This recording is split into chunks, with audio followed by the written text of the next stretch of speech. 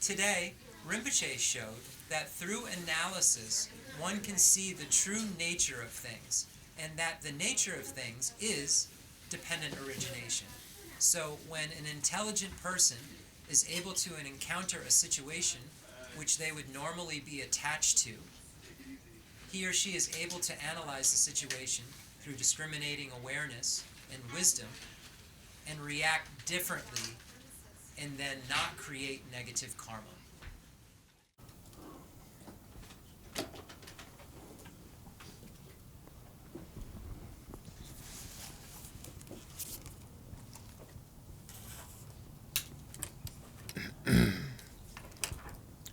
Tā rīñchā chāwā lāngri dābu rēs rīwa, chibu chungu lāng, dīngi lāng, chibu shimbi lāng sōng, chibu chungu lāng tē chāndu tāng lēn tē, tēlā tēn dēru rīwa, lāba sōng, chibu dīngi lāng, tēlā tēn tāpan rīwa, tēne shāngchū kī sēn tāng, shindru lā sōwa tū, chibu shimbi lāng, tēlā tēne sāng jibi sū, wā tū sēn sā rē.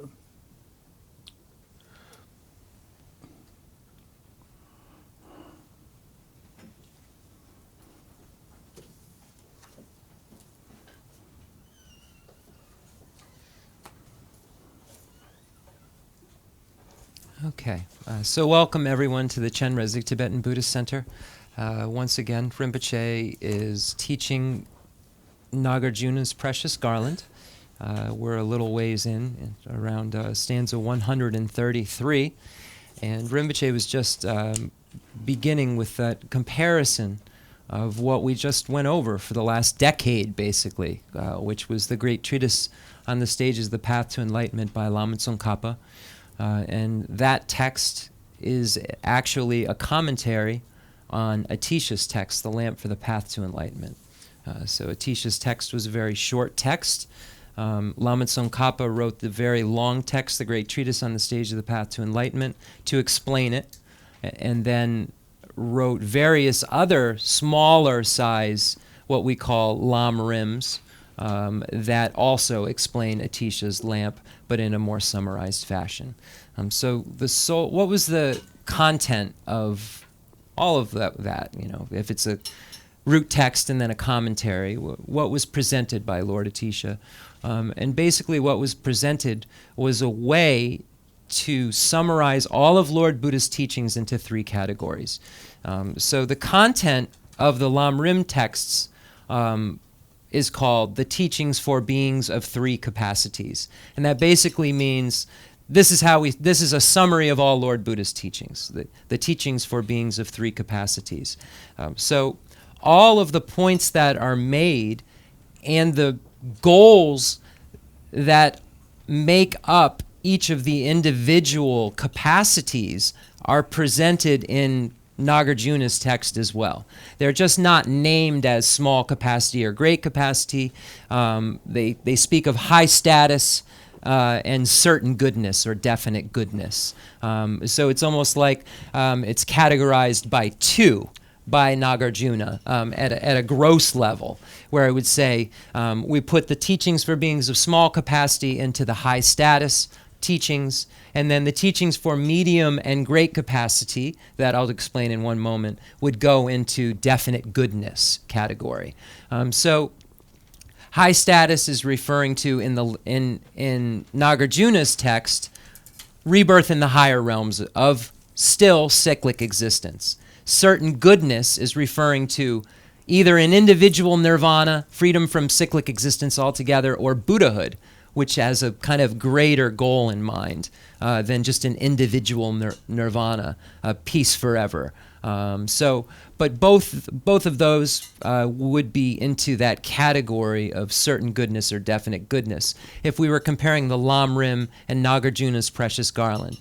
So when we look at the Lamrim, the first category of the three is called the teachings shared in common with beings of small capacity. These are teachings that lead to the higher realms of cyclic existence. So where does that relate to the Nagarjuna's text? Well, the very beginning, the first chapter, deals with high status. High status refers to higher realm rebirth.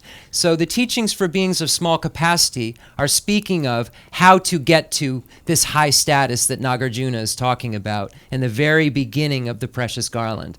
So according to Lord Buddha, because that's where all the teachings come from. So it's not like according to Atisha or according to Tsongkhapa. It's according to Lord Buddha in the small capacity teachings. If one engages in going for refuge to the Buddha, the Dharma, and the Sangha, and then actively abandons the 10 non-virtuous activities, so that's called the engagement of the ethics, which abandons the 10 non-virtuous activities, and then if that being has a waiver of those of non-virtue, acknowledging that. So the Buddha said if you do those things, you will receive a higher realm rebirth. You'll be able to achieve high status. So this is what falls categorically under the teachings shared in common with beings of small capacity. Called shared in common with because they are necessary for the medium teachings and the great teachings. They're foundational practices. So they're in common with, but they have their own kind of result if practiced solely. The next category is called the teachings shared in common with beings of medium capacity. This is for the practitioner who wishes to be free from cyclic existence altogether, but doesn't have the goal of Buddhahood, doesn't feel that he or she can help all sentient beings be free from suffering, just says all I can do is free myself. So this practitioner, according to Buddha, engages in the three highest higher trainings, the highest higher training in ethics, concentration, and wisdom. And by doing so, the Buddha stated that that practitioner would be able to achieve his or her own individual nirvana, that he or she would remove the afflictive obstructions. The afflictive obstructions are what we all have if we're in cyclic existence. And if they are removed, we are no longer in cyclic existence. We're in nirvana or Buddhahood, if we have removed more than just those, Buddhahood. But if we remove those, we no longer are part of cyclic existence. The afflictive obstructions are what is in our mental continuum that bind us to cyclic existence. The medium scope aims at getting rid of those things so that nirvana can be achieved. So according to the Precious Garland, this is the kind of entry level of definite goodness, because the Precious Garland is a Mahayana text. So Nagarjuna is aiming always at Buddhahood. So the text isn't a Hinayana text to aim at liberation for yourself alone, but because it is categorically under certain goodness, we mention it as implicitly contained within that teaching that Nagarjuna is giving. And that the highest higher trainings are obviously presented if you're looking at achieving the direct perception of emptiness. It's not possible to do so without a union of calm abiding and special insight. I'm not going to get too into the weeds here, but it's not possible to do so without those three highest higher trainings. So Nagarjuna is obviously saying that if he's talking about realizing emptiness, that's implicitly meant within it. So those are the medium scope teachings. Teachings sharing common with beings of medium capacity. That's how you achieve individual liberation and remove afflictive obstructions. That practitioner is no longer going to ever be born in cyclic existence again, but they still have imprints of those afflictive obstructions, and that is why a Hinayana foe destroyer, Hinayana Arhat, Theravadan Arhat, whatever you want to call it, is not a Buddha, because there's still imprints of the afflictive obstructions remaining. And that's what needs to be removed to become omniscient, to become a Buddha. So the final set of teachings, which is what Nagarjuna is really talking about when he says definite or certain goodness, lead to Buddhahood. So the Buddha said, if you practice so just to run through it, if you go for refuge to the Buddha, the Dharma, and the Sangha, and engage in the ethics that abandon the 10 non-virtuous activities, acknowledge it when you make a mistake, engage in the three highest higher trainings of ethics, concentration, and wisdom, and then when you enter the great scope, or teachings for beings of great capacity, the entrance of it is bodhicitta. And then you've practiced all those things, achieve the mind that aspires to enlightenment, or bodhicitta, and then while you have that, practice the 6 perfections. The Buddha said that that's what gets rid of the obstructions to omniscience. That's how you become a Buddha for the sake of all sentient beings. That's how you become of utmost ability to help. That's when you achieve the highest ability to be of the utmost benefit to sentient beings, is by becoming a Buddha. So that is the real definite goodness that Nagarjuna is speaking of, and that's how you relate the Lamrim that we just studied to the precious Garland. We see that the small teachings shared in common with beings of small capacity are referring to the high status teachings in the precious Garland, and the teachings for medium and great capacity are the definite goodness teachings within the precious Garland. So those capacities all have to do with what the goal is. If your goal is to have just higher realm rebirth in cyclic existence, small scopes for you. If you want to just have your own nirvana and not have to deal with other sentient beings, the medium scopes for you. If you want to help all sentient beings become basically to that state of nirvana that you just passed up for yourself alone because you want to receive a state of that is nirvana that you don't abide in so that you can help sentient beings, then the great scope is for you. So it's really like, what result do you find an affinity for?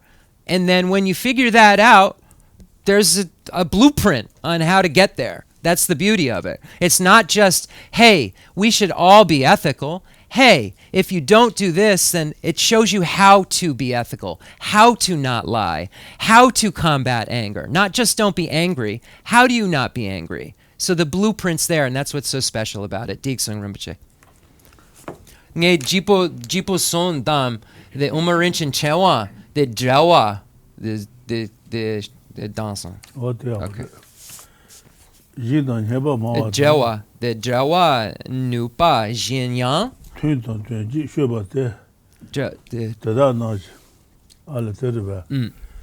Dalai nupa shenayang. Juno tande yun ten ten chuji rampentu. Jawu yin maganjuru. Jawu yin maganjuru. Jintang. Jawu yin maganjuru. Jintang nyeba mawa tang. Tuntang tuanji shubate.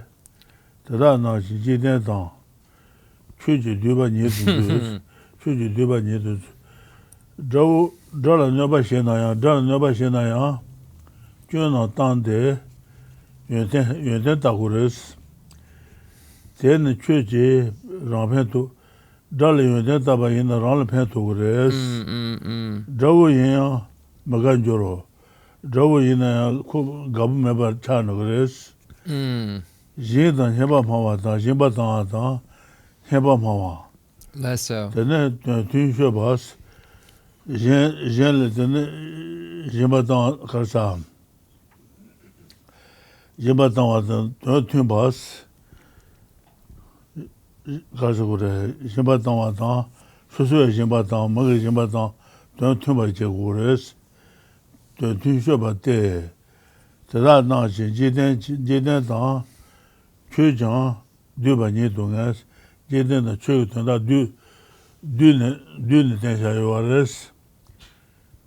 Jabu tada chetabu.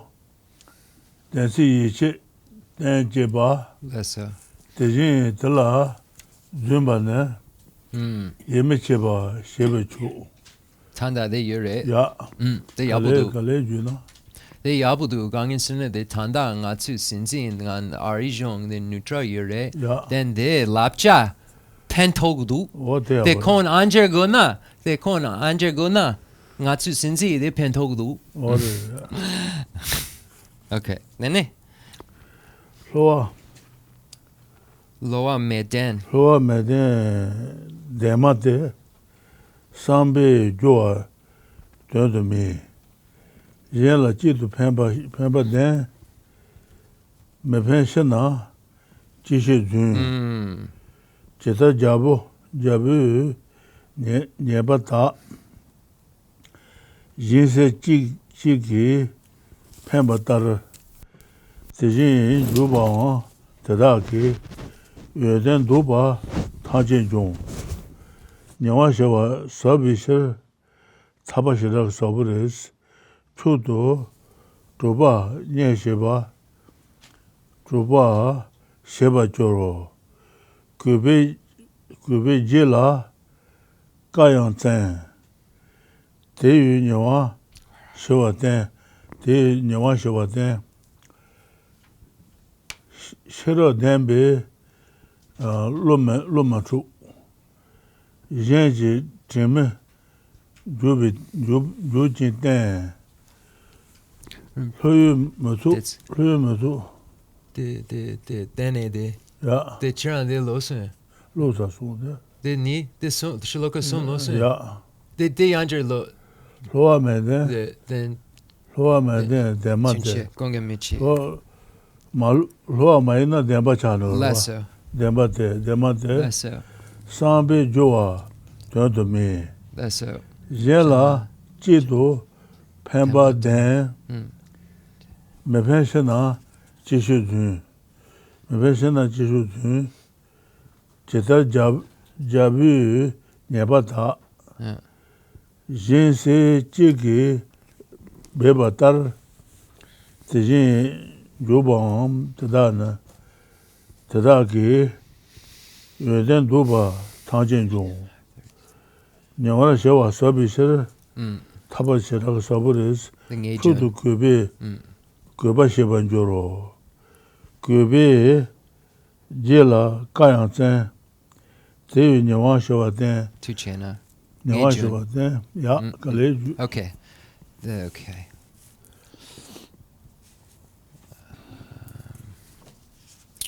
all right, so we'll begin. Actually, Rinpoche read 132, so I'm going to just read that. Even you seek to harm an enemy, you should remove your own defects and cultivate good qualities. Through that, you will help yourself and the enemy will be displeased. You should cause the assembling of the religious and the worldly through giving, speaking pleasantly, purposeful behavior, and concordant behavior. Just as by themselves the true words of kings generate firm trust, so their false words are the best means to create distrust. What is not deceitful is the truth. Is it not an intentional fabrication? What is solely helpful to others is the truth. The opposite is falsehood, since it does not help. Just as a single splendid charity conceals the faults of kings, so avarice destroys all their wealth. So Rinpoche said before and just mentioned, the point of this text, this was written to a king. A king asked Lord Nagarjuna, how can I run a kingdom as a Buddhist? Like, how would you do so? So this text is the letter response to that king. So Nagarjuna wrote a letter back to the king and said, this is how you run a kingdom with ethics, etc., as a Buddhist king. So all of this is being written to a leader, and it's actually, so all of this is being written to a leader about how to lead. So if a leader does many good things, but then engages in one act that's a lie, or that is not trustful, or engages in one negativity, it overshadows all of the other things. So the advice that's being given is to be mindful of all of the things that you speak, because each of those words has some sort of consequence, be it gaining more trust or having the effect of creating complete distrust. So it's saying that all of the other good things that you do can be ruined by one of these things if you aren't mindful. So the advice is to not speak any falsehood whatsoever, because any falsehood that's spoken then can create not only suffering in your future life, O king, because lying is non-virtue leads to suffering, but even in this life you will suffer because you won't be trusted, and trust is necessary to have as a leader. So that's the point that's being made. You're harming yourself now and in the future if you lie as a king, is the point that's being given here. So it's and then it's this advice isn't only applied to a king. This advice applies to every sentient being. like any one of our lives. If we lie, then people won't think that we're trustworthy, and they won't believe what we say. Even if we've done a million good things, now we're a liar. So you can see how this advice isn't just for a king. This is advice for how a human gets through this life and evolves spiritually while having not a bad time doing it. If you're looking at some of the byproducts of ethical behavior, you'll see that you're trustworthy. People do want to be around you. If you're compassionate, it leads to other things. You can see the Dalai Lama, when the Rinpoche always says, you see the Dalai Lama go anywhere, except for the people who are banging drums outside because they're paid to do so and be against him by the Chinese government. We all know that. So, by the way, we all know that. So other than those folks, you see Catholic priests and Muslim leaders and Hindu leaders and everybody, they get anywhere near the Dalai Lama, and there's something that happens where you get giddy. You get a little of this, like, something special's happening, and I've watched it. I've watched religious leaders get giddy because they got to go near the Dalai Lama. I've seen presidents do it. They get red. There's an effect that a person of ethics has when you meet them. A look in their eye of grounded foundation. When you meet someone who has spiritual foundation and you spend any amount of time with them and look in their eyes, there's something different, and it's inarguable. And if you've been around it, you know what I'm talking about. If you doubt it, go be around it. I dare you to, and come back and tell me I'm wrong. So it's like you see it right in our lifetime, and then you see how recently a religious leader, it doesn't matter who a couple of us really liked, had kind of a weird behavior on television. It made me now question everything about them.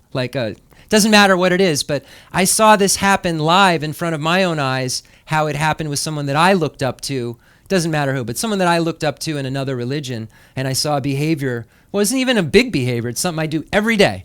But it made me think, oh my gosh, is that person really even religious? So I saw how just a little bit of wavering, if you're a role model, can blow the whole show. So this advice is really important. And everybody's a role model. If you're in first grade, you're a role model to someone in kindergarten because you've learned how to do kindergarten already. And that's how the monks treat teaching. When you go to the monastery, the monks are teaching, like there might be someone who's in the next class teaching the class below it because they just did it. They just went through that class. All they need to know how to do is that part. They don't need to know anything else about other special topics. They only need to know about that topic. So it's interesting to see how at every age the monks and nuns are made into teachers and role models, and how this advice is so important to everybody who wants to be somebody important or who wants to be respected, wants people to like them. If you want people to like you, don't lie. If you want people to like you, be compassionate. You want to see people who aren't compassionate, see if people like them, and then make your own decision. But it's been pretty obvious the 47 years I've been on this planet what makes sense. It's just hard to live up to it, But it makes sense, Being ethical all the time is logically the thing to do, whether you believe in past and future lives or not. If you look at even like the subtlest things, like working under the table, you could get caught. And then when you do, there's always a consequence to every negative thing we do. And if you live the cleanest way, there's just no arrow that can touch you. So it's not just for our next life. You can't get touched with an arrow if you live completely pure. Nothing. It's so true. The Buddha said the noodles will roll uphill. If you keep your ethics and you're a monk, the noodles will roll uphill. You'll never go hungry. That's what he says. If you're on the top of a mountain meditating, noodles will roll uphill to you. Don't worry. Be ethical. Your needs will be taken care of. And how true it is. Okay. What is not deceitful? I'm going to reread this. Just as themselves the true words of kings generate firm trust, so their false words are the best means to create distrust. What is not deceitful is the truth. It is not an intentional fabrication. What is solely helpful to others is the truth. The opposite is falsehood, since it does not help. Just as a single splendid charity conceals the faults of kings, so avarice destroys all their wealth. In peace there is profundity. From profundity the highest respect arises. From respect come influence and command. Therefore observe peace. From wisdom one has a mind unshakable, non-reliance on others, firmness, and is not deceived. Therefore, O king, be intent on wisdom. That's where we are. Dene. The Den Dong Shi dang share up there Den Dong Shi dang share up there Alors Den Dong Shi dang share up there Den Dong Shi dang share up there Je zang yu mawane chu zang naba je tabo Hamanaji, Tubanjuro, Peba Mashin, Ta Jurba, Shiro Jiz, Jimedan, Haji Lusin Tatuyan, Shiro Dana, Chuna Peace. The solution Abachina, Shiro Yapim, Lesser. Peba Ma, Gumbade. Nyeba sheba shindu kun. Pemba ma kumbare, nyeken teyu kumbare. Less so. Tada yu jang, menghen yang, pemba juna, sheba kun.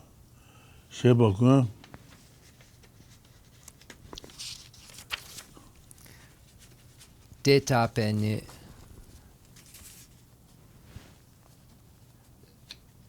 Deta pe. Nisha. Deta pene. Tenong hodo. No. Hold on one sec.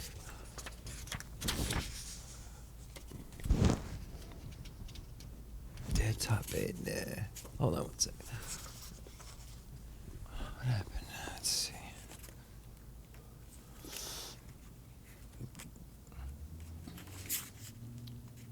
Where'd it go?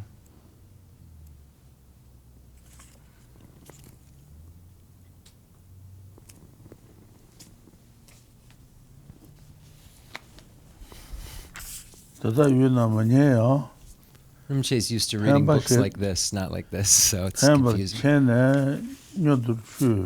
Like this.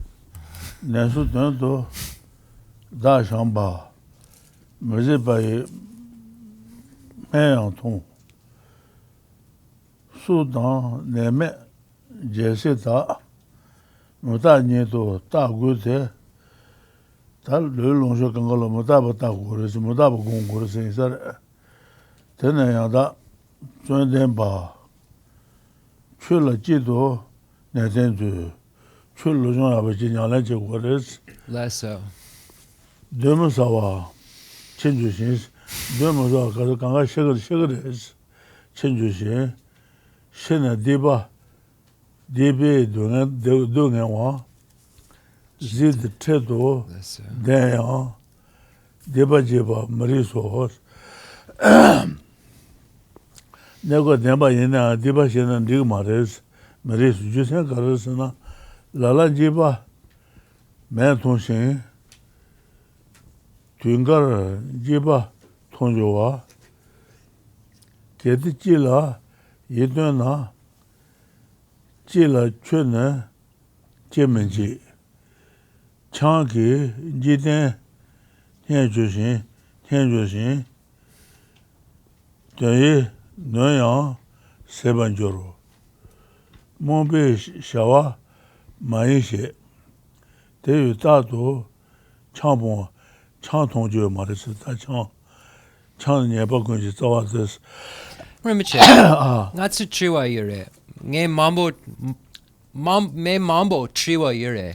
De chang ma tonga geche she. Yine chang ara chik chang yure ara de. Then de kanga geche she sanlo nangla. Gangisene chang yure tamanapo yure. Then de tamanapo chang dandrar gar geche she. Gangisene de inji ke konsu chang chigamare. The Sikh, the Sem Jena Kanga, the intoxicant, the Ngatsu Laudu. The Tamanapo dang Ara Nicha intoxicant. Gangin Sena the Sem, the Nyomba Dandra, the Jegudu. Then they did Sikh Pechache. Yene Puyik Chang Pechache. The Gariana, the Sikh Yomare, Chang Denden Chi. Yene did Nangla, Tamanapo did Sanlo dang Chipa? Ngatsu Chiwa. Rinpoche. Yeah. Then they did Lapcha. The Chang Lapcha. Tamanapi Lapcha Chipa. Chipa. Gangin Sena the Nampa, the Gombo Lodru, the Gariana, the Tamanapo Gecha Shegamare. Yene Ngama de Yure. The Tama, the Django, the Tse, Django Yure. Then the Hindu, the Gom Champa, Mambo Tongdu. Then the Chipa Kakare, the Me Mambo Triwa de Yure, Charan Tonsong Jakarla, the Sadhu, the Mambo, the Tse Django, Tongdu. The Arilang Atsu Pechishe, the Me Dandra Sansan. Yene Tona. Ara chipa yomare, raze yomare, yene sem dets chipo, de tona. Dene de chipa kakare. Gangisene de sadu de tondu, dene konzu gomjagdu. Dene de chang yomare, sem raze yomare, sem dets to, de tona, de tama jango, de tona, de sana, de sem dets dewa. The raze yomare, Geshe Lharampa, the Kambaja Lharampa, Mota Dantudu, Yene Sam, that's chipudu. Then the chipa kakare. Drapudu. Okay. Tuchena. The Natsukaba los, the Lala Jipa, the Changi Jikten, then the Changi Jikten. Nyejo Shing, Natsu de Leso. Chandan Dit. Chang Jiten, Henry Chantona and the Maso Dojares Logres. Leso. To Noya, Seven Joros, Chamo Tonan Jala Musco Sen Resida. Won't be Shaw Maishe. They start to Chama Bon, Chan Bon. The rim. Mobi Shaw Maishe. They start to Chan Tangju Maris, Chambon. Then they Gongel Mepichi, they got true yure. Gangisina the Chu Getru on the NG Mambo, they Gecha Shegdu. Then the Chang Tona Raze, the Sheda Chaudu. Then the Jenda, the Tona. The Sheda Raze, then they la the Tamajango, the Chang Dan Drapo, then they Ja Dan Coffee, Chang Dan Drapo. They get Shena the Sem that's Chipo. Ja Chipa. Then they the Natsu Sanlo Gare, Gangin Sena the Natsu Tamajango Pong, Ja Pongo, Gangin Sena Drapudu. Sem Raze Yomare, Sem that's Chipudu. The Sem Jango Ton Dan Sa. Sam, that's cheapo. Then the Dungyao Yuna, then Pentogudu, the Rubo Dangdrash. Then the Chan, the Sanlo Gariyube. Gangin Sena, the Ja, Sam, that's the Tona. Then the Pongu, Coffee Pongu, Tama Pongu, Tama Napo Pongu, Arakanga, the Ngichua. Then Chu Getru, the Mambo Chua, you're it. Chipa. Yeah. Then Charan Sanlo Gariyube. Then the Natsu Ja Ton. Sam that's chipo. The Garre. The Garre. That one the Kakuma Pegoro. I'll let you know. I'll let you in on what's going on over here. Then the Charan the Sanlo Gariyube. Then they did the Ja Mambo Tona. Then the sopo de dandu de sansan ni shera jupo dangdu Then did ja dan drapodu. Then ngatsu ja kago. Okay, so here's let me read where we're up to. Nge inji ke lo then Chu getru nge triwa kona yomare. Chu getru mambo de triwa yure. Dene coffee de dra dandraj. Tama jango dra dandraj. Tama napo dra yure. Ara pentogomare. Ara dan tama napo chipa. The Sanjay Sanlo Gari. Sanjay Sanlo Gari. what the summer, Nala Toma Naji, Chan Zai Sibatan Pong Tom Jos. Datayan. Sanjay Nala Toma Naji, no, the Chan Tibaji Tonju Mares. Sanjay Summer. Bless you. Okay. All right, so let's see. Where did I go? Let's see. Oh, Lord of... here we go. From Wisdom 1... O Lord of humanity, having the four goodnesses, truth, generosity, peace, and wisdom is praised by gods and humans, as are the four good practices themselves.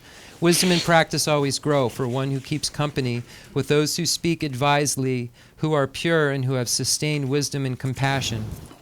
Rare and helpful speakers... listeners are very rare, but rarer still are those who act at once on words that, though unpleasant, are beneficial. Therefore, having realized that though unpleasant it is helpful, act on it quickly, just as to cure an illness one drinks dreadful medicine from one who cares. Always considering the impermanence of life, health, and dominion, you thereby will make intense efforts solely at the practices. Seeing that death is certain, and that having died you suffer from ill deeds, you should not commit ill deeds, though there might be temporary pleasure. Sometimes no horror is seen, and sometimes it is. If there is no comfort in one, why do you have no fear for the other?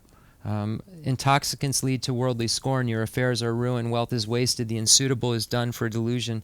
Therefore, always avoid intoxicants. So here's where we were talking.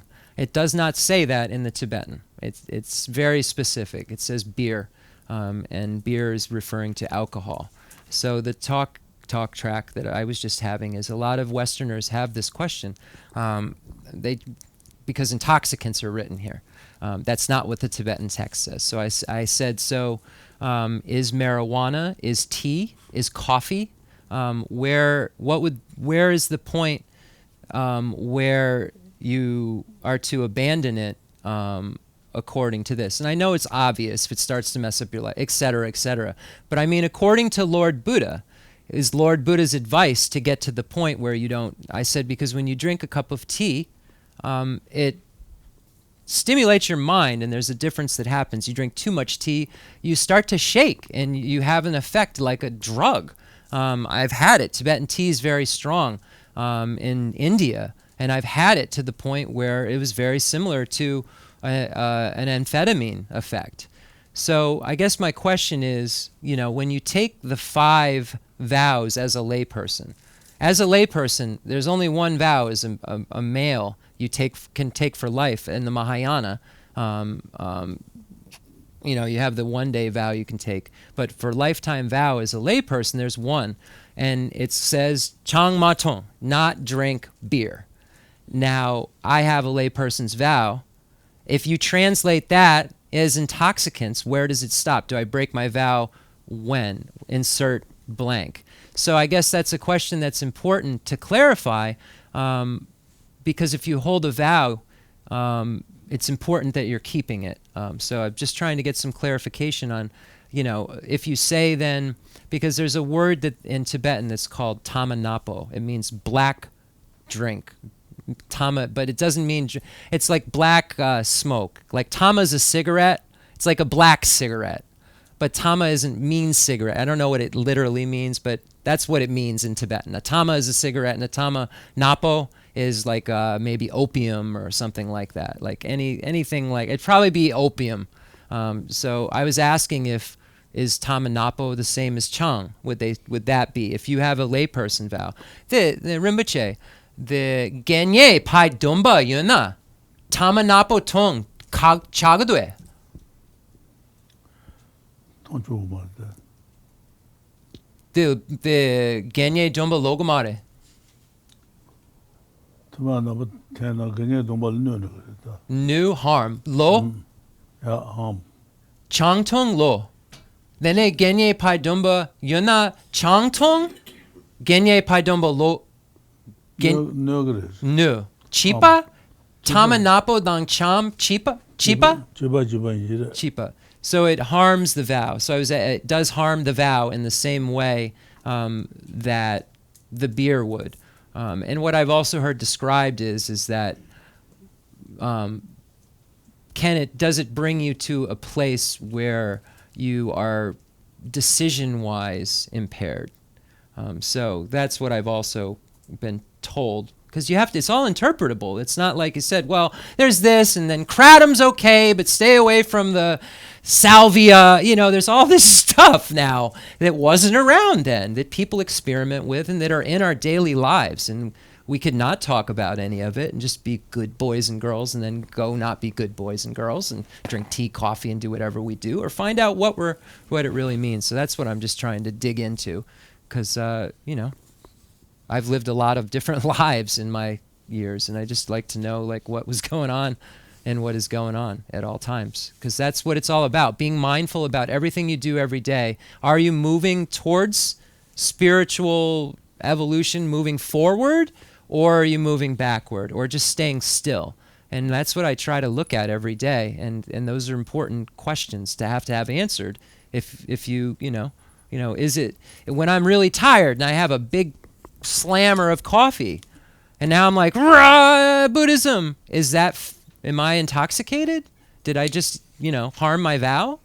That's all I want to know, because there's no difference. Let's not pretend there is. If you're full of anxiety and you smoke marijuana, let's make that clear. If you need to have an up and you drink a coffee, so it's an uncomfortable thing to say out loud, but let's all think about it for a second.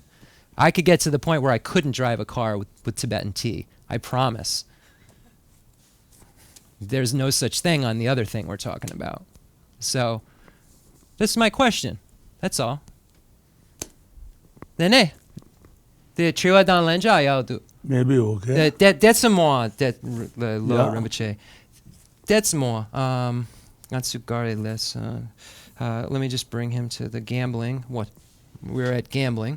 145, 45. The mi san pombo. 147. Hold on. Jadan jeju jedun. Jeju jedun. Jadan jeju jedun. Chishina de tama. Chishina, the Jadan Juju. Yeah. Okay, touche. Mazan Pombo, the languages, Lambe, Babi, Yubakan, Nyawa Dene, Bemenji, Ale, okay. Suchu, Kona, Jewra say.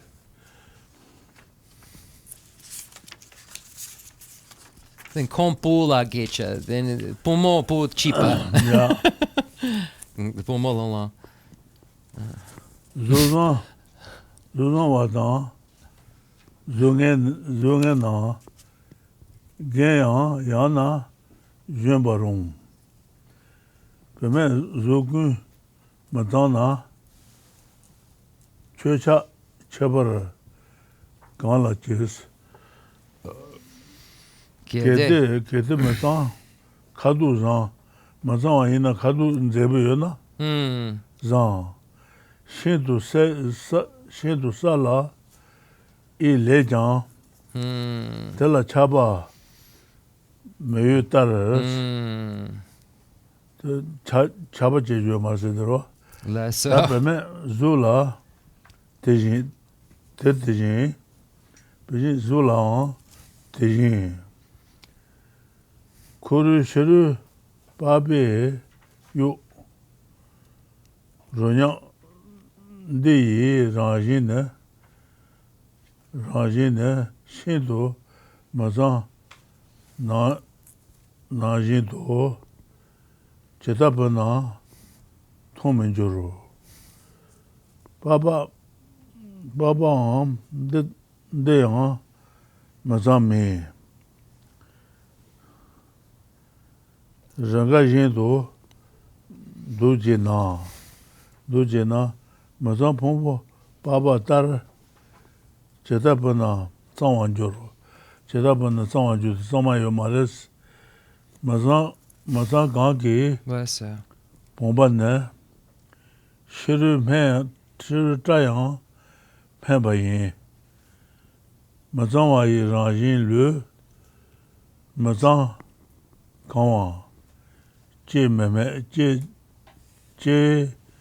meme pera tangwa resin se Bless you. ke de chue ne mazam pe zedang chenwa zatong ne zama mazam sheba kan le la ji shi meme le de mazam ba yi so de la garji ne pera Bless you. mazam Bless you. This should have pentodu. cheta raya yenda ne mazam pemba shawatar tejin randa yenda ke mazam zu ne chememe mengo res cheta beme zu mazam cheje ranlu tedanda beme zu de mazam na jinga zu kanga zu mazam wares 대유 세당 나니라 뇌샤체와 제미나스 Chishan de diso. 오케이 Okay. 55. Okay. So now we're going to get into this next part, and just to make it clear, and just so everybody remembers that it's being written to a king. So this next part is specifically written to a male, but it would apply also to a female as well. So so everybody's body has all of this stuff. So the reason that it's being gender specific in this case is because Nagarjuna is talking to a king, a heterosexual king, so who has problems with lust and so forth. So this is why what's being presented is about to be presented. And when we talk about, you have the various opponents in meditation. So the opponent to hatred is meditation on love. The opponent to ignorance is meditation on dependent origination. The opponent to attachment is meditating on ugliness or the unclean. So that's what this is. This is a meditation to combat attachment. So this is what you do meditate on. You'll find almost the same thing in Shantideva's Guide to the Bodhisattva's Way of Life, where there's an analysis of the human body, of the female body. And that is just done to properly analyze what one is craving. So just always want to say that, because I've just seen people get angry and say it's just, written, it's a patriarchal, but it's written to a man. So that's why it's written the way it is. And yes, it was a very terrible patriarchal society that it was taking place in, but that's not why it's written like this. All right, let's go. This is always fun. Gambling causes avarice, unpleasantness, hatred, deception, cheating, wildness, lying, senseless talk, and harsh speech. Therefore, always avoid gambling. Lust for a woman mostly comes from thinking that her body is clean, and there is nothing clean in a woman's body. In fact, the mouth, so Rinpoche starts to analyze this with us. The mouth is a vessel of foul saliva and the scum between the teeth. Are we attached to the scum between the teeth? The nose, a vessel of snot, slime, and mucus. Do we find that to be something we lust after? The snot, slime, and mucus? The eyes are vessels of tears and other excretions. The abdomen and chest is a vessel of feces, urine, lungs, liver, and so forth. Does that make us lust? Does that make us attached? Is feces something we lust after? Those who through obscuration do not see a woman this way lust for her body, just as some fools desire an ornamental pot filled with what is unclean. So ignorant, obscured, worldly beings desire women. If the world is greatly attached even to this ever so smelly body, which should cause loss of attachment, how can it be led to freedom from desire? So if one can't overcome this attachment to something that is clearly, when analyzed part by part, not as pure as the imagination makes it, then how could you ever get past other types of grasping that aren't so clear? So it's basically saying, how could you, if you can't see and get past this attachment that's so clear when you break it down, how do you expect to get anywhere? So that's what it's saying. Just as pigs are greatly attached to a site of excrement, urine, and vomit, so some lustful ones desire a site of excrement, urine, and vomit. So usually humans don't lust and desire after vomit and things like that. Excrement, urine, and vomit usually. But pigs do. Why do they? Because they don't have as much ability to analyze what it is as we do. So it's saying, then, are we not able to get past what a pig is doing? So it's a pig is doing this because of an animal's ignorance. Are we not able to transcend that with why aren't we attached to that then? But we're attached to this, which is made of that. So then it says that the city of a body with protruding holes from which impurities emerge is called an object of pleasure by beings who are stupid. Once you yourself have seen the impurities of excrement, urine, and so forth, how could you be attracted to a body composed of those? Why should you lust desirously for this, while recognizing it as an unclean form produced by a seed whose essence is impure, a mixture of blood and semen? So it's just saying that what created this body that we lust after so much is the sperm and egg, or the red and white bodhicitta. So from the beginnings of this collection to the collection, when we analyze it, there hasn't been a bit of this purity that we assign to it without investigating it. So the same exact discussion is given in a nunnery about a man's body. It's just used as a tool to get a more realistic perspective about attachment and attachment to that specific thing. Because the Buddha did say if there was another attachment greater than attachment to lust, that type of attachment, no one would have a chance. That's one of his quotes, that if there was another attachment as great as lust, no one would have a chance. Chua Dan Lenja, anybody have any questions? And again, anything I said was my personal opinion, obviously, and that's the point of debate. It's to get you to think about the things in your daily life that you just presuppose and assume are just fine, and say, but wait a second, is it? What does he really mean there? And that's when you start to pierce this material, is when you start, if you're thinking in that subtle kind of level, that means you're thinking about gross levels all the time. And you've moved on. So it's just a good thing to do and to think about everything we do, because every minute, every second has 65 moments. So we need the mic. Got to pass the mic and get on the mic and do what you like. So the 55. There you go. Can you hear me? All right.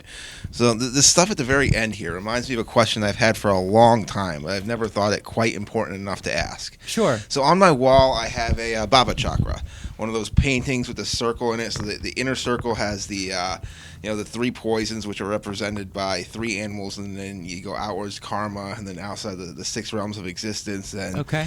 So I have one of those paintings, and then you have the big monster that's holding the wheel in place, and outside of it's in the Buddha. No, the wheel of life. Okay, it has the six realm. In the center of it has the three poisons, surrounded by the six realms of cyclic existence. The 12 links of dependent origination are surrounding it to show how all of that takes place. And then the Lord of Death has that in his fangs. So that's called the wheel of life, and the Buddha and the Gurus state that that should be on the door of every monastery. So you think of impermanence the minute that you walk in. So Go on. Regarding the three icons at the center, one thing that always confused me is that, because I always thought, I mean, the snake is hatred, obvious, hatred and aversion. That makes sense. But I always figured the pig would be the one that's greed, and the rooster would be delusion, because chickens are dumb animals, and pigs just, they're greedy for everything. They'll eat anything you put in front of them. But I found out a couple months ago that actually the pig is the representative of delusion, and the rooster is supposed to symbolize of greed. Attachment. Yeah, it's not. It's not just like greed, though. It's Yeah, not, yeah, it's yeah, attachment. Yeah. It's so the pig is ignorance. The dusum, the sipi korlo, the dusum nangla, the papa dan dru, dan shati re, the dusum, the ducha control, ducha shedang, the mu, timu. The ne the papa timu. The ne the Drew Shedang. shedang, then the shati ducha. Doja. And then, so is the question, why is it? Why? Because in the text here it says, just as pigs are greatly attached to the sight of excrement, urine, and vomit. So I thought maybe, like in Tibet or something, pigs are more associated with being dumb than being Well, greedy. right here, I just explained it, though. Remember what I just said. Why aren't we attached to that? Because we have an ability to think that it's feces and vomit. Because the pig's so ignorant that it doesn't even get past that. Oh, all right. So right there, you see it, yeah, that yeah. the pig is seeing that, is ignorant enough to see that as awesome. So then why is the rooster for Gar attached? shati ducha garshine. Shati to Dosha Shibun Shimba. Because birds have a lot of attachment to things. I don't know. That's all. They do like focus in on things. Maybe they're always like, I don't know, picking things. Maybe because of that, because they all day bank, pick. Maybe that's why. The shati, the nima dakpa, kg, konso de dan, chikshena de ducha, kon zingdu. De irbe. Yeah. The peacock as a symbol, maybe it's related to that.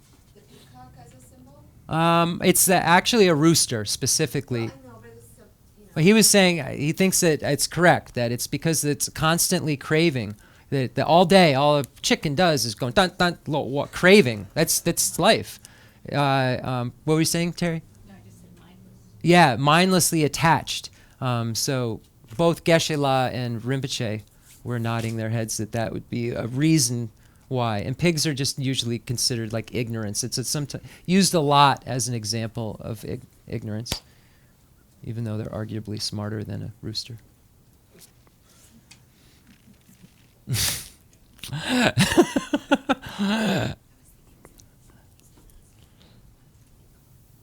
Can we just go back on this topic from last week about Of whether you've seen a rooster use a litter box? Yeah. No. About Go ahead. lack of free will. Yeah. And that, if I heard you correctly at the end, you said that a Buddha could be drawn back into cyclic existence to help other beings, like outside of their control, Yes. right? But be drawn, if they've eliminated all of their negative karma and all of the afflictions associated with that, all the imprints, how could they be drawn back into a negative karma situation where they have to experience suffering again? They don't. So- When I say drawn back into, when I said that last week, I was specifically saying they were forced back to help, but they aren't in samsara anymore. So they aren't experiencing any suffering whatsoever.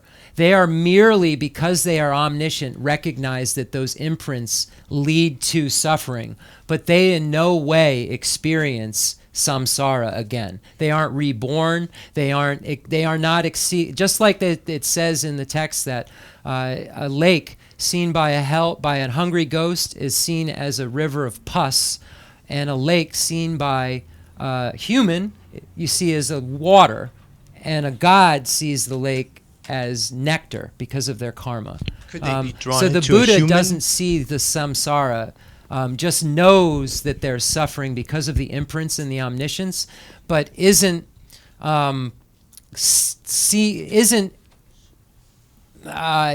participating in the way within cyclic existence. It's an emanation only. The Buddha's in a nirvana and then emanating a body simultaneously. That body is merely an emanation that is participating to help that being, but isn't experiencing the world the way that we are. So even if it's drawn into a human existence, Yeah, there's no they have suffering a whatsoever. toothache, There that isn't ex- one. There's no toothache. If you see a Buddha have a toothache, it was your karma to see that. A Buddha can't have a toothache. Not possible. The Sanjay Trupa, the Kongichiwa the Sanjay yure, the Sanjay Nyanyen le depa. Then they kon the ninji yure, then Trupa, Trugudu. Then they Chikshena kon me Trugudu. Then Kongichiwa de kon me jewa, then kon so nagadu. And kon dugyao yurebe. Nge lenja song yomare. Sanjay dugyao yomare. Sanjay so sorwa dugyao yomare. Ngatsu tona the Sanjay the so nana ngatsu le. 사제 소 나가 말았어. Dene yine kon trupa the ngatsu tona the me gari yina ton shacha tupa donson kon yomare kon donson dene shacha tupa de sorwa gare de ngatsu tona dan kongi de kakare den gari shene ngatsu le nge lenjaso Sanjay de nge chua de Chenrezig Sanjay yin kon the de du chipa kon shacha tupa dronson tonsen gangisene kon Sanjay yen then dugyao tun togumare pakcha tun todu yene dugyao tun togumare kon namchen yere den sunsan kon pakcha dugyao yongare yene dugyao shera tongumare gangisena dugyao pangson then they Chenrezig the dutsu chipa chanchu semba the Khensur Rinpoche yene ngatsu sampa Chenrezig the Sanjay tsar. Then Chenrezig gari tondu shacha tupa dronson gari tonson the Khensur Chiwa. I took it a step further. I said that we all agree as Mahayanists that Chenrezig is a Buddha at the time of Shakyamuni's existence, emanating and pretending to be Shakyamuni's student, pretending to be a bodhisattva, but really already enlightened. Does Chenrezig see Buddha die? So that's what I asked. They were around at the same time. Buddha died. Chenrezig was still there. What did Chenrezig see happen? Because Chenrezig's a Buddha. So did he see Shakyamuni pretend to die? What are they seeing? It's all pretend. It's all a movie. Buddha's whole entire life was a projection of a Buddha. The whole thing. Getting enlightened under the Bodhi tree, Mahayanists all agree that that was just an emanation of a Buddha already enlightened, showing how a human would do it. Emanated as a prince, already a Buddha, pretended, oh, there's an old guy, oh, we have to become old. There's a sick person, we all have to die. I'm going to go live in the woods. So that didn't work. I need 6 years, I won't eat. And then I got to go the middle way. According to all Mahayanists, at the highest level, everyone concurs that that was all just a movie that was put on for our benefit. Karmically brought on by previous... Yes. Karma, to Karma. help. The Buddha was forced No to do choice. that by karma, yes, but not forced into any type of suffering. So you just have to imagine how it could be. I don't know. I'm not a Buddha. But how would it be? What would they see? I don't know what they'd see. But you have to come to the table with the facts. The Buddha can't experience suffering. Then when you say, well, can a Buddha walks up to a car crash? Doesn't he see all the carnage and awfulness? And the answer is the Buddha can't see something bad. The Buddha can't see unpleasant. The Buddha has omniscience and can say those beings have these imprints, and but the Buddha cannot see that which is unpleasant. So is ultimately there only antidotes for negative karma, that you can stop the negative karma through this process of attaining Buddhahood, but not the rest of your karmic imprints? There's only antidotes for negative karma? Oh, there's antidotes for positive karma. It's negative. Negativity. No, but you cannot experience Bad karma negative extinguishes good karma. Right, but if you can never experience negative karma again, you've gone through all of that process to become a Buddha. Yep. And yet you still are drawn back in through dependent origination to other experiences. Yep. But you can't, there's no antidote for that drawn, for that like... That's your whole purpose. That's your whole point of, you just go the medium scope if that looks like that doesn't look like a good deal. A medium scope practitioner never, once you become enlightened, unless they buy into what the Buddha comes and says a few kalpas later, never has to go do any of that again. They just sit in nirvana. As Mahayanists, we're saying we want to be forced back here until everybody's free. That's the whole point of the Mahayana. And because it's the whole point of the Mahayana, and it's your whole motivation, that's what bodhicitta is. It says, I want to become a Buddha for the sake of all sentient beings. That becomes your whole mind. And then as a Buddha, that's your whole deal, is to be able to, until cyclic existence is empty. You come until the last, there's no other means to help. Then what's the Buddha do? Who knows? I mean, these are all, and what is the Buddha seeing when we're seeing what we're seeing? And say that Rinpoche, that's tough. To say that Lich is an emanation of a Buddha right now, okay? We don't know. Only person we can say isn't an emanation of a Buddha is ourselves if we're not. I can say 100% I am not an emanation of a Buddha. Whether everyone else in this room is or is not, I cannot be certain. I can only judge my own karma. That's the only karma that I can know about. But the whole point to becoming a Buddha is to be able to infiltrate in that way, is to be able to be the lich that we all think is, or whatever, you know what I mean? Like, that is just, the person that comes here every week and mans the camera. But that lich could very well be a Buddha, and just realize that by doing this camera work, that's how the best way to help all sentient beings or something. So, first of all, you never know who you're dealing with. And secondly, you don't know what the person's experiencing. And all of the experiences that we see are brought on by our karma. So we could see something just totally incorrect. People saw Tilopa killing fish or something, and he was blessing them. But like all these people had this karma that saw him killing fish, and he was blessing them. I mean, everyone was sure they saw him doing something completely different. They say it was the karma. And they say that right now, that all of these pictures are Buddhas. We just don't have the karma to know that or feel that or see that. And that the Buddha would appear in letters when the Buddha's not in this world. So the Buddha could be emanating as a letter right now. Weird, right? So what's that letter feeling and seeing? As a bridge. If the Buddha said that if sentient beings need to cross a river, may I emanate as a bridge. What's that bridge, Is it a Buddha? And then there's the big debate, Is it a Buddha or a bridge? It serves a function as a bridge, so it's a bridge, but it's a Buddha. It's not a real bridge, it's this whole thing. So you're going down a track of what the scholars go down. It's a wall you hit, and you have to, well, what's a Buddha seeing then? And then why? Okay, so I have this karmic I become a Buddha, and I've got this karmic connection to Lich somehow, and Lich, is saying prayers, may the Buddhas help me somehow, and then I find some way to come and help him. How do I figure that out? Like, what's that like? What's that experience for a Buddha like? I connected to Lich before, I got to go send a body, but I can't see any suffering or anything unpleasant happening. But I know that there is, because I'm omniscient.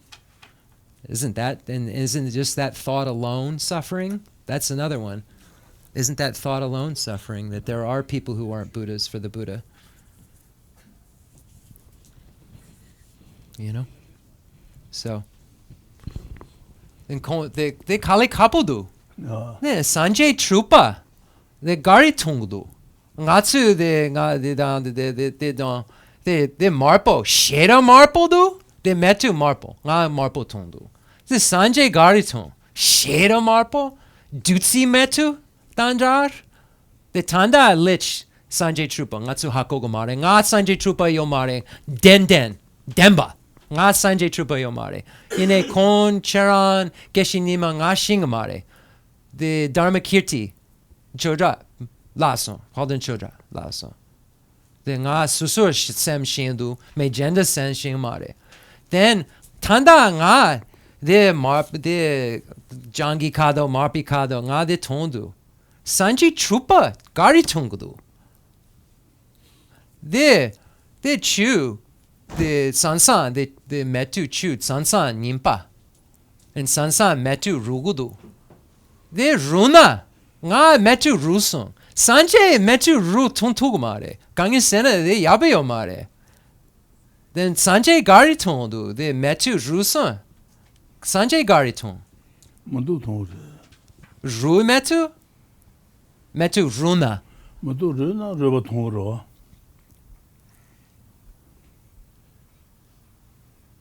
how do you say Nene the ducha is senigare the yiptu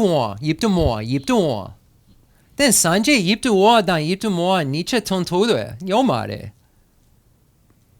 Tongu. Yedu wa the mo nika yobeje. Yenu Sanjay tongu cha.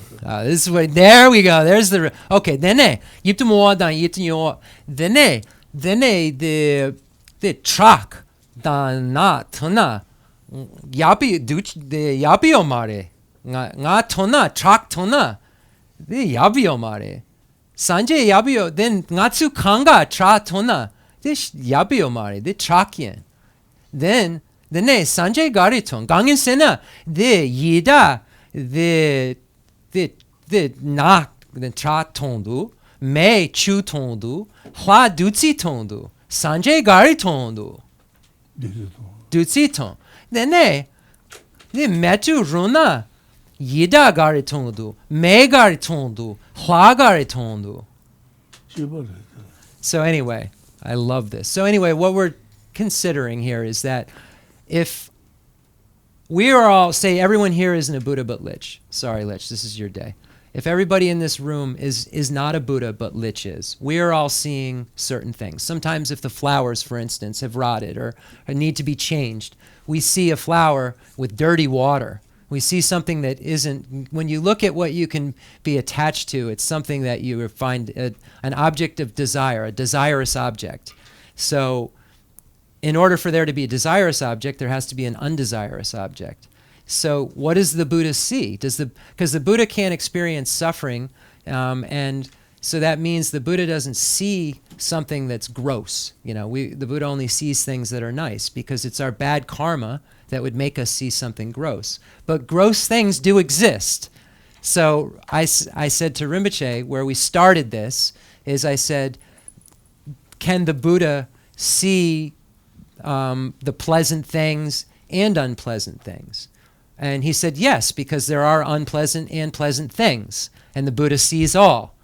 And then I said, well, then why does a hungry ghost see pus and a human see water and a god see nectar because of their karma? What does the Buddha see then? And he said nectar.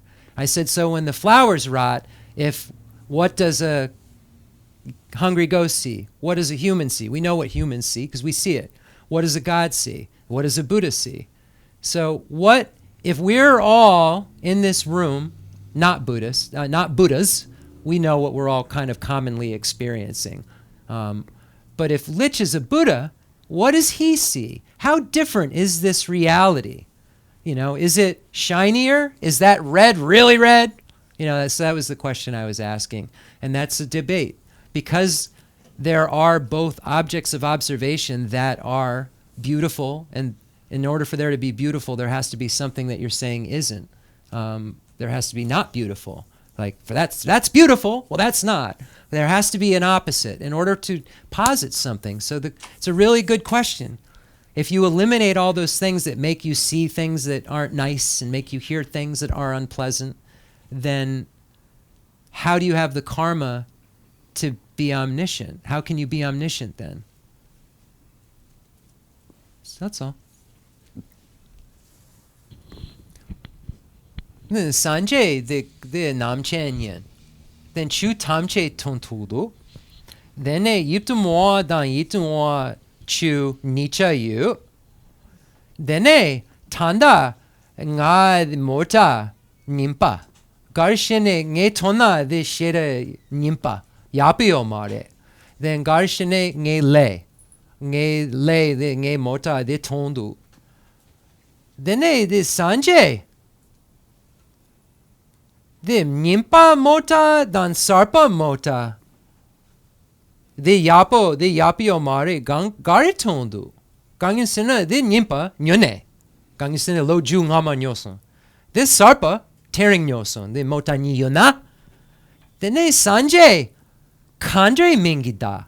Gangin sena kongi le gewa le kona. Then kandre the mota yapio mare. Yapo yuna yapio mare gubicha. Yapo yuna yapio mare yubicha. You marebe. The ken sapo sano. Rebe, the ken sapo kali kapo du yo le labio mare. 야부 연애 야부 통고래 누구 연애 누구 통고 사지. Yine kon zingamare. The yapo ton, yapo mayimbi ton, kon tona yine da zingamare. The guy chapagare nga yapo tona dan yapo ma yapo tona dan Sanjay the chapagare. The dazin Sanjay da denzin mebeche gare chapagare tona chapagare. 지바이르. 야부 연애 야부 통고래. 누구 연애 누구 통고래. So we're saying that if it's an object of observation, I was saying, so for instance, if I have a car that I think's an old car, it's my karma to think it's an old car and I don't like it, for instance. And then someone pulls up in a new car, the car's a day old. It truly is one's old and one's new. Those two are your only objects to compare to each other. Then you have one old and one new. So what does the Buddha see? So if I establish it as good or bad, does the Buddha just establish it as old, new because of the chronology, and then doesn't assign anything because there's no attachment? But in order for there to be good, there has to be bad. So is it none? It's not because of emptiness. We know that. But what does the Buddha see, and how does the Buddha differentiate phenomena without being able to label it with some of the loaded stuff we label it with, you know?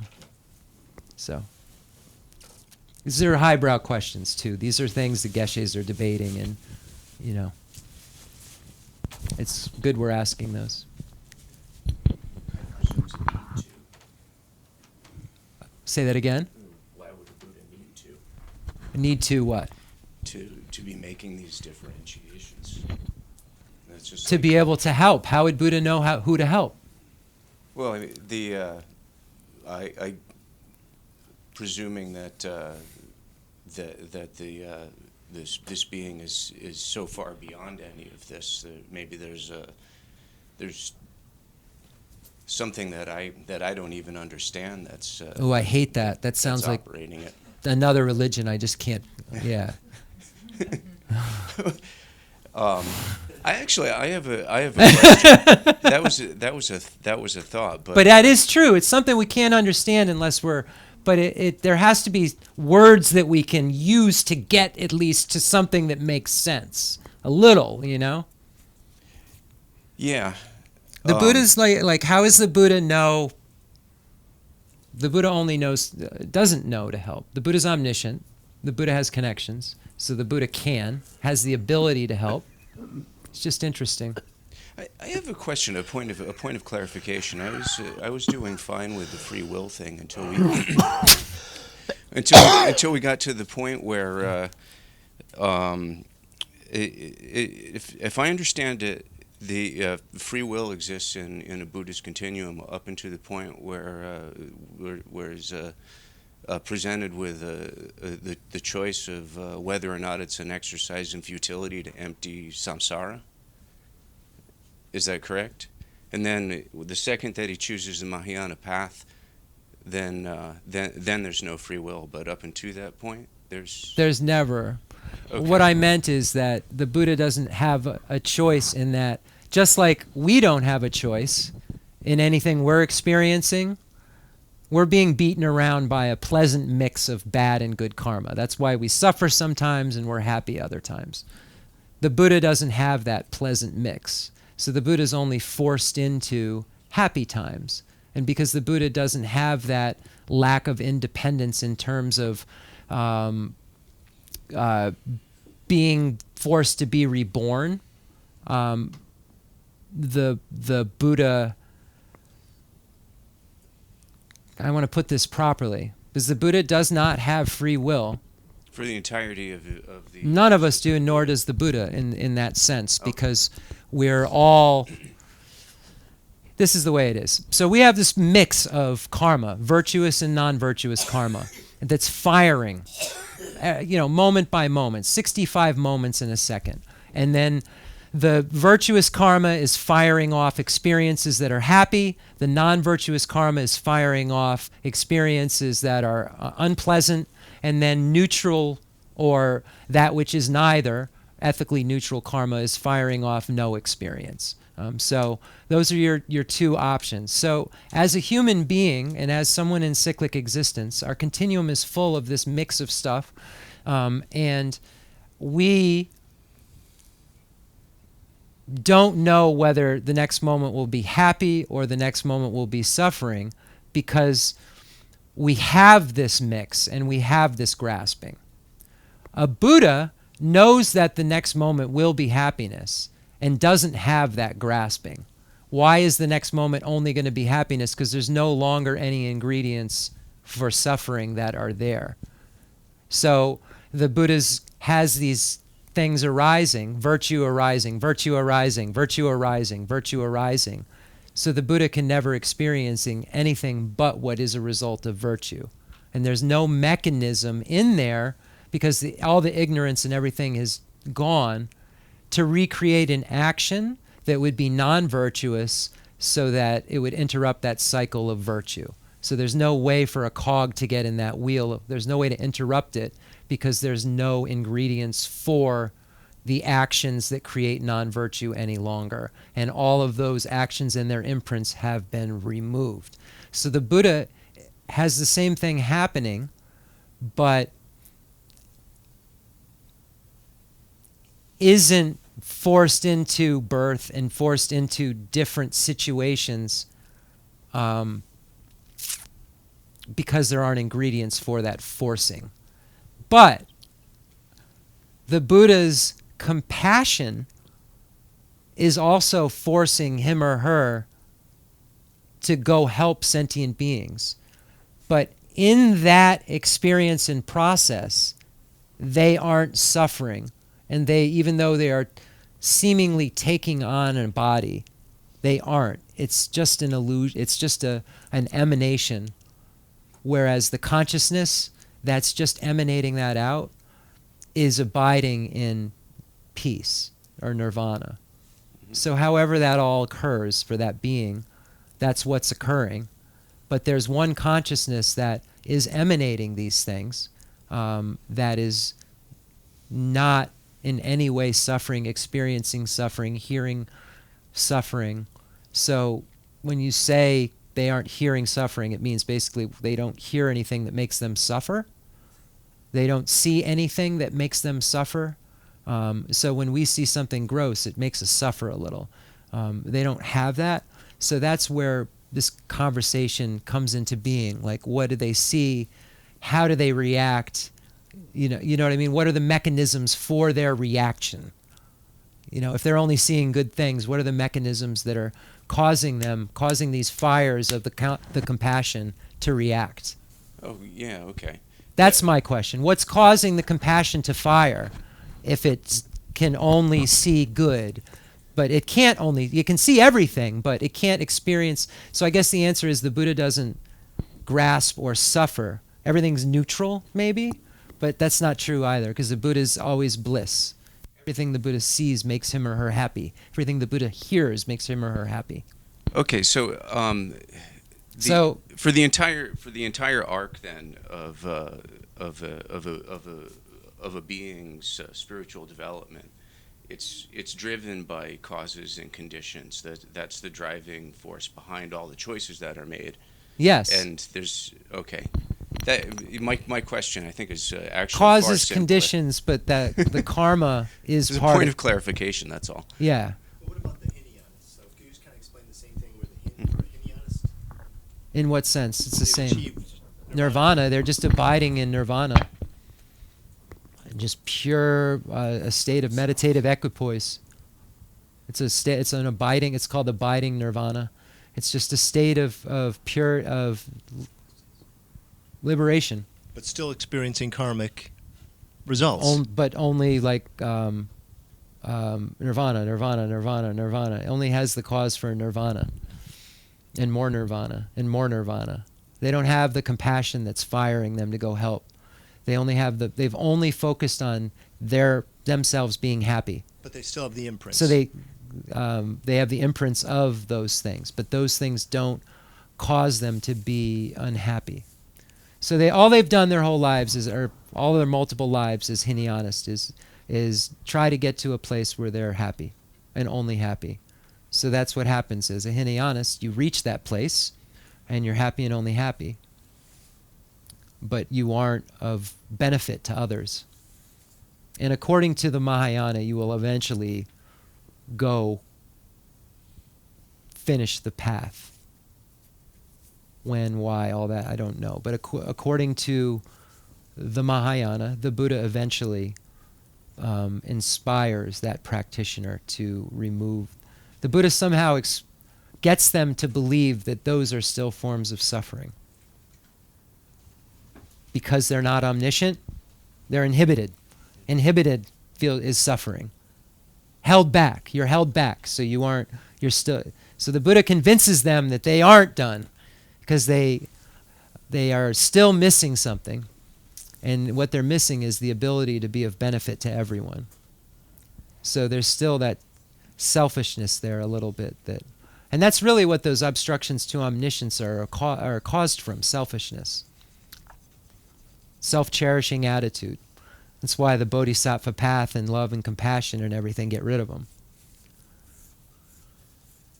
It's that thing. That's what makes that not abiding nirvana occur. It makes that being jump out of, their skin literally and send an emanation to go help India 2,500 years ago or whatever. But this is all up for debate. But then you'll get to a place where you do with certain tenets like emptiness and the Madhyamika Prasangika, where it's up for debate, but there's no one who's been able to negate the view. So it's still up for debate. And even Nagarjuna said, if you can negate this, then I'll follow you. But it's not happened. So there are things that are up for debate, and there are things that are really up for debate. There's things that everybody pretty much concurs, but then there's other things that are really up for debate. All right, we're done. Concluding mandala offering, unless somebody has something they need to know in order to move forward, and we'll entertain that. But if not, let's do it. Thank you, everybody.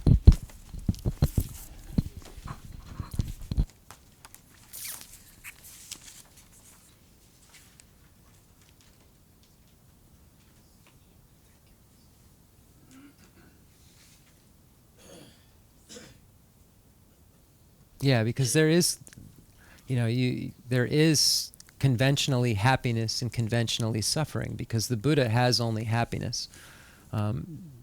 So the way, if you say if there's happiness, there has to be unhappiness, and you would say that the Buddha has happiness and the lack of unhappiness. the cessation of unhappiness and happiness.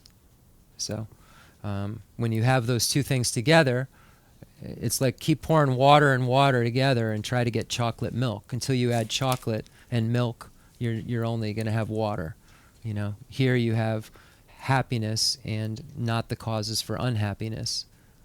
And that's all you get. The fundamental ground is scented with incense and strewn with flowers, adorned with Mount Meru, the four continents, the sun, and the moon. I imagine this as a Buddha land and offer it. May all sentient beings enjoy this pure realm. I dedicate whatever virtues I have collected for the benefit of the teachings and of all sentient beings, and in particular for the essential teachings of Venerable Losang Drakpa to shine forever. I send forth this jeweled mandala to you, precious Guru.